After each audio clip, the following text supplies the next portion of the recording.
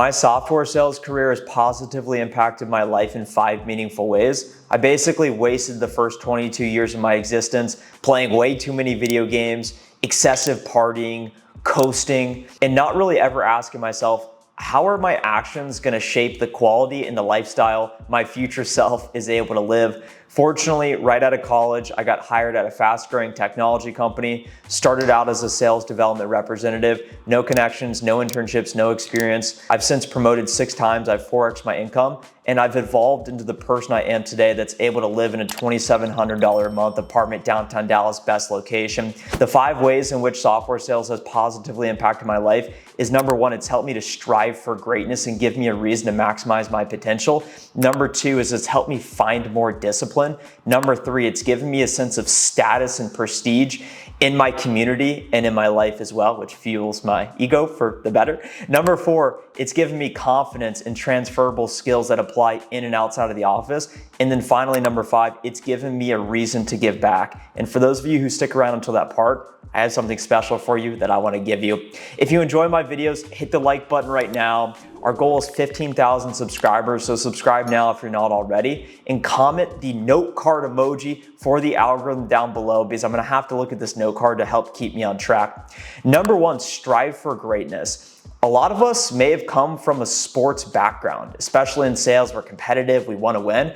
I played sports in high school. I used to be 230 pounds, 60 pounds heavier than I am today. Played football, basketball, and eventually you reach a plateau and you say, look, I just don't have the natural talent, the skills, or the commitment to say, I'm gonna be able to take this sports thing far enough. And I think a lot of us have experienced that feeling where you're just surrounded by people way better than you. And that's why we respect professional athletes so much, because we understand that they were given natural talent, but they also have put in the work, because in order to be an NBA All-Star, you have to shoot thousands of free throws over the course of your lifetime to be able to consistently hit 80% from the line. So it's a big deal. And that's why we give these athletes our attention. That's why they get paid so much money. And we respect the Kobe Bryants of the world, because we can acknowledge, hey, they're striving for greatness. They literally are willing to sacrifice everything to give the best product and their best self on the court so that we can enjoy watching them. It's a similar arena in software sales. The game of business is 24/7.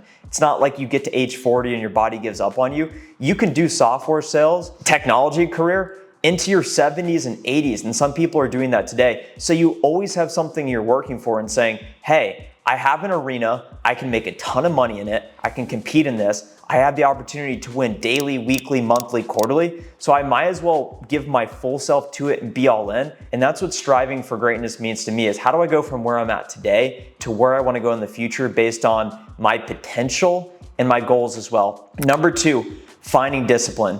In order to strive for that greatness, you ultimately need to find discipline in your life.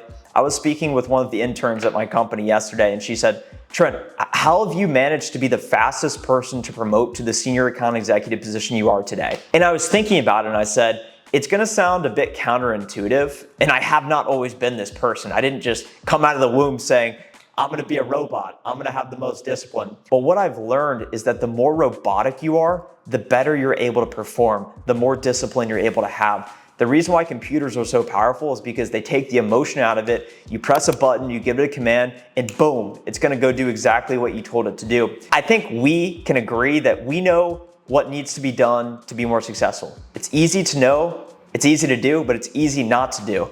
It means waking up early, going to bed early, showing up to the office early, staying in the office late, eating relatively healthy, drinking a lot of water, investing ourselves based on reading books, watching videos like this one, listening to other people and going and networking, finding mentors, people that are doing things that we want to do, and learning, hey, how did you get to that point? Who is a chapter ahead of me in the book, in the story, and how can I get on that page? I think we all know what to do. It's just a matter of finding the discipline, the consistency to do it. So a couple steps I've taken in my own life is I've looked at my screen time and I noticed, hey, you're spending way too much time on TikTok, on YouTube, on these different social medias. So I put limits on them. So now I'm limiting myself. And what I do as well is I'm now forcing myself to read more, I journal, I meditate, and I'm doing all of the things I can control to have discipline so that when I show up on the court, when I show up in the office, I'm able to bring my full self and perform at the highest levels. And that's what's allowed me to separate over time.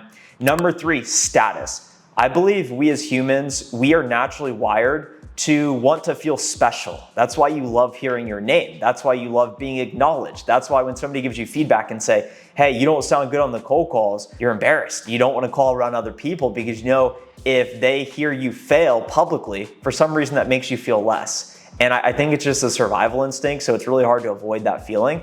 But on the flip side, we also want to be acknowledged as a domain expert, somebody that's doing well, somebody that has achieved things that we all mutually agree to be challenging. And that's why we respect these CEOs, these business leaders, these entrepreneurs, these professional athletes, because they have done what's hard. They have accepted that, look, I don't want to do this thing all the time, but I'm going to do it anyway. And my software sales career has given me a teeny bit of status because I'm now making enough money at age 26 to be in the top 5% of income earners, which to some people I'm making nothing. To other people, I have everything they could ever wish for. So it's a unique feeling. I feel grateful to be in this position.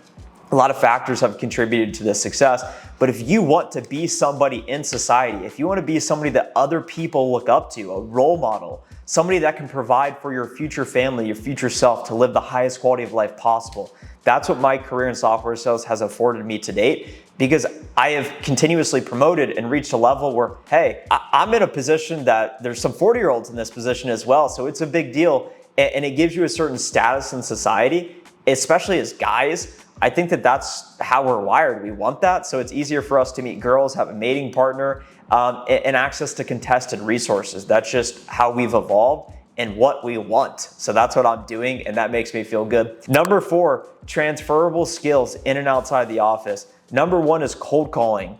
The ability to understand how to quickly, easily, succinctly communicate a message. That's what life is all about, communication. We are here with 7-8 billion other people, and we communicate with one another, okay? And the better you can listen to people, actively listen, understand what do they want, what are they scared of, what makes them feel special, how do you persuade people, how do you influence people? A career in software sales gives you that because you need to be able to think critically, you need to be able to quickly articulate value in a message.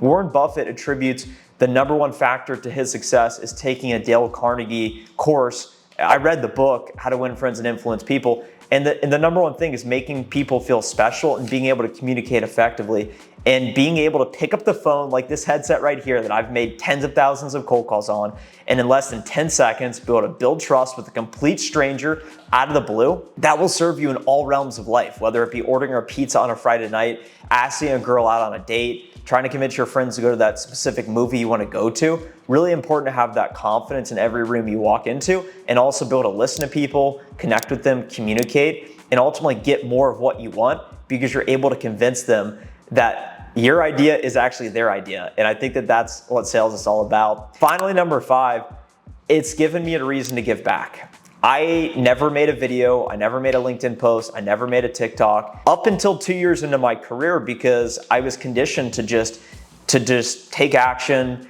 be seen, not heard, and just go through it. I think that that's how society programs us. And I was never one to post on Facebook, Instagram back in the day because I said, hey, what's the point of this? But what I've realized is as I've mastered cold calling, as I've mastered prospecting and all of the skills that are required to be successful as an entry-level sales development representative, I mastered those skills because I put in 2 years of work in the trenches, each and every day, making 100 cold calls, something that nobody can take away from me.